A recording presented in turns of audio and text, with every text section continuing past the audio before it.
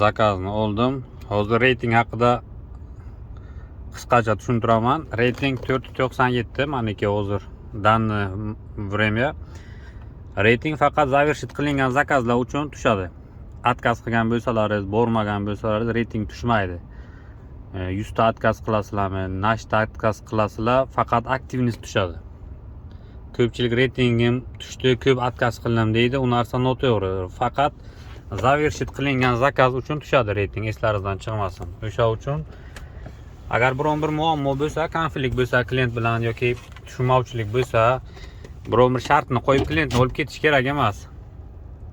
Bagaj bilan chiqadi, gabarit kattaroq narsa mashinaga sig'maydi, salonga oladi ko'pchilik.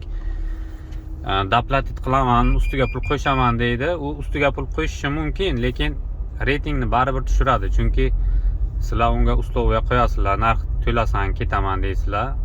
Hay deydi, lekin reytingni tushiradi. Aniq tushiradi. Unaqa vaziyatlarga отказ qilish kerak, normalniy klientlar bilan ishlash kerak, foydasi yo'q. Men ko'p qilib ko'rganman. Bagaj masalasiga muammo bo'lgan yoki 4 kishi chiqqan, 5 kishi chiqqan, iltimos qilgan, olib borganman. Ko'p uzoq bo'lmagan masofaga keyingi kun reytingim aniq tushgan, normalniy tushgan. Hozir mabodo reytinglaringiz 5 bo'lsa, reyting 494 gacha tushadi. 6 ta tushiradi bitta klient. 2 ta 3 ta klient tushirsa, meni komfortim, komfort plusim hammasi o'chadi. Mashinani keyin qimmatroq mashina mingandan foyda yo'q. 2 marta tushadi. 1 marta Yandex imkoniyat beradi, testdan o'tib qaytib восстановить qilish mumkin. Ikkinchi martaga 6 oyga blok qiladi komfort tariflaringizni. O'zbekistonga komfortni ochib beraman, komfort plusni ochib beraman deykan taksoparklarga. Ular haqqoni ochmaydi, ular paddelni danni qilib ochadi.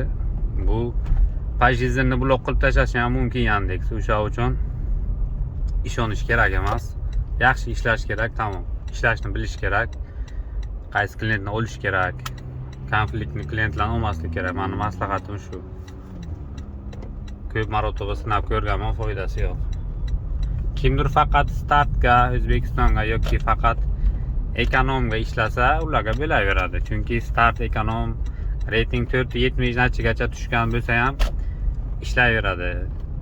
O'shandan keyin ham baribir blok qiladi Yandex. Ko'p tushib ketsa reyting, adashmasam 470 parok. Keyin blok qilish kerak.